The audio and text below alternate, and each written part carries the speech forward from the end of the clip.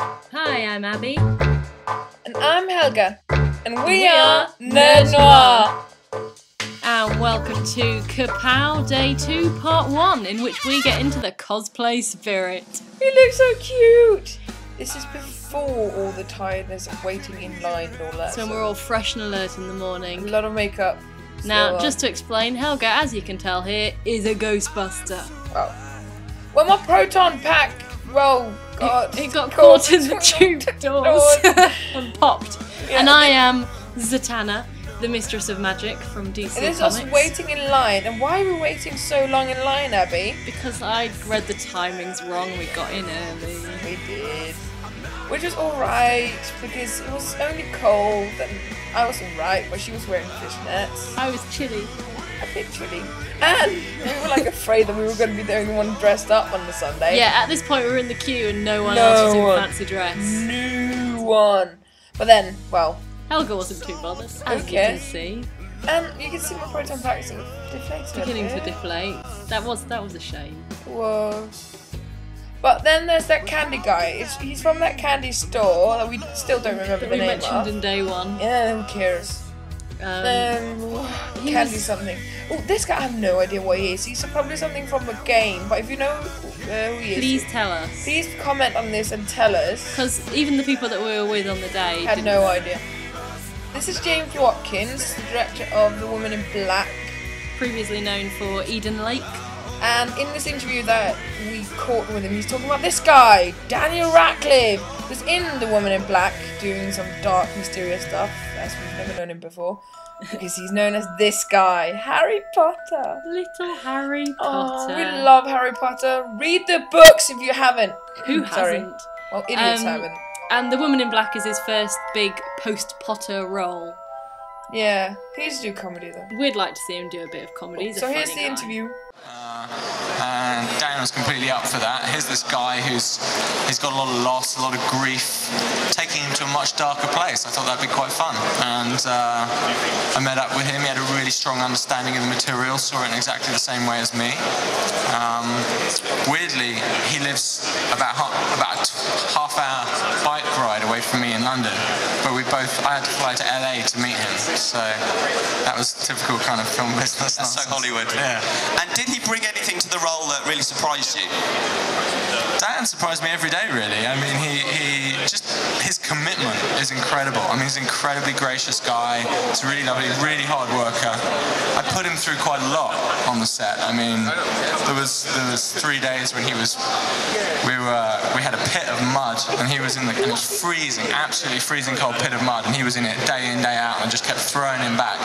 And he just kept doing it with a smile, and he had stuntmen, and he had doubles, and he was just happy to do it. So he's got an incredible attitude, but also he was just in terms of, I think people will be really surprised. He's just, people's image of Dan is...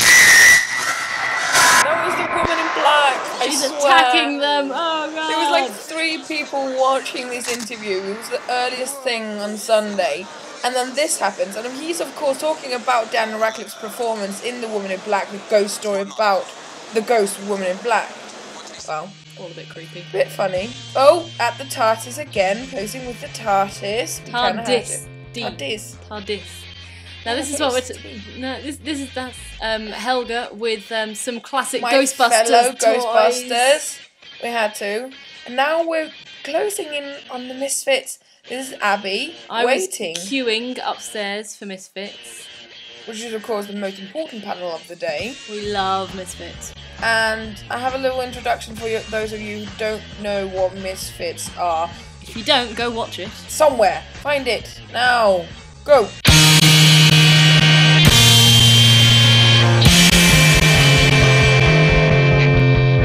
It's your chance to do something positive.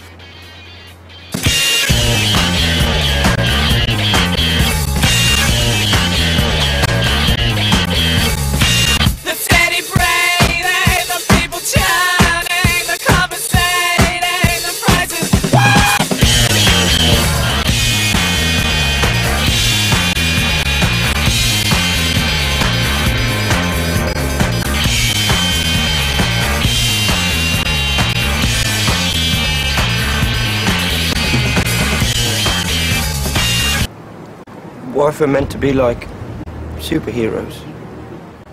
You lot, superheroes. No offense, but in what kind of fucked up world would that be allowed to happen? I did not sign up for that. Superheroes. I love this guy. You prick. Best intro ever. Yeah, now here we had an interview with the producer Petra Freed, Lauren Socker who plays Kelly, and Ewan Ryan who plays Simon. While everyone's waiting for the panel. It's about a bunch of Asbo kids on community service who are in a weird storm and they all get superpowers, but they're sort of rather shit British version of superpowers, so they're not really that good and they don't really want to try and save the world. They just want to sort of get on with their lives and they're not really like a gang, but they end up Simon's kind of like the shy one in the corner for, well, predominantly until he starts coming out of the shell in the second series, and then, but yeah, he's generally kind of the person that everyone takes the piss out of, but yeah, he kind of knows what's going on and a little bit more than the rest of them, and he helps everyone out a little bit, and he becomes more part of the gang.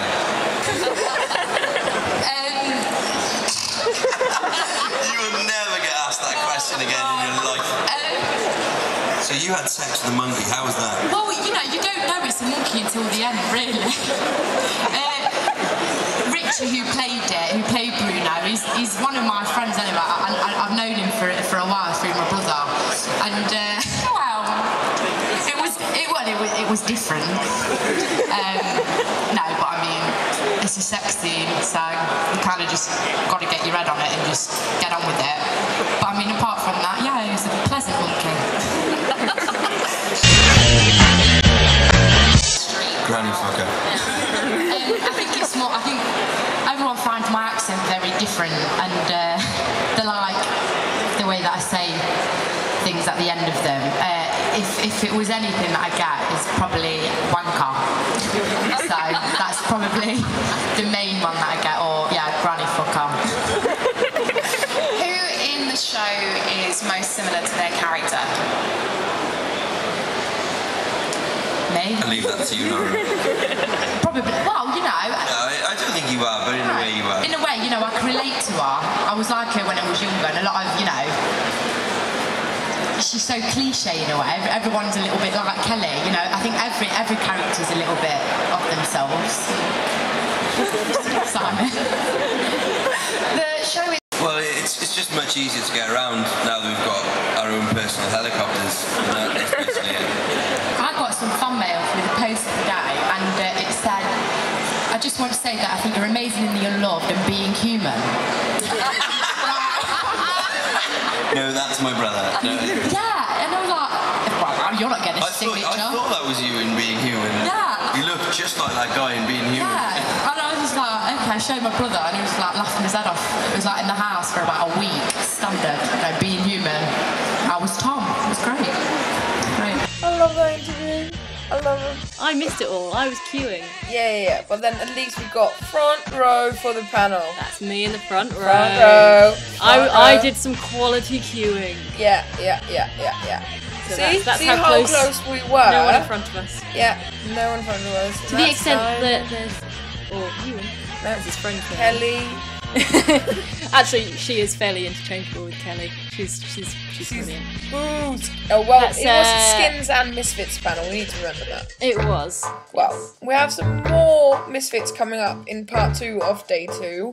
Yeah. And some more cosplay, I think. Yeah. Lots of cosplay and a bit more of us waiting in line, basically, and meeting a lot of nice people. And who do you think that might be in that costume? Dun, dun, dun, dun, dun, dun, dun, dun.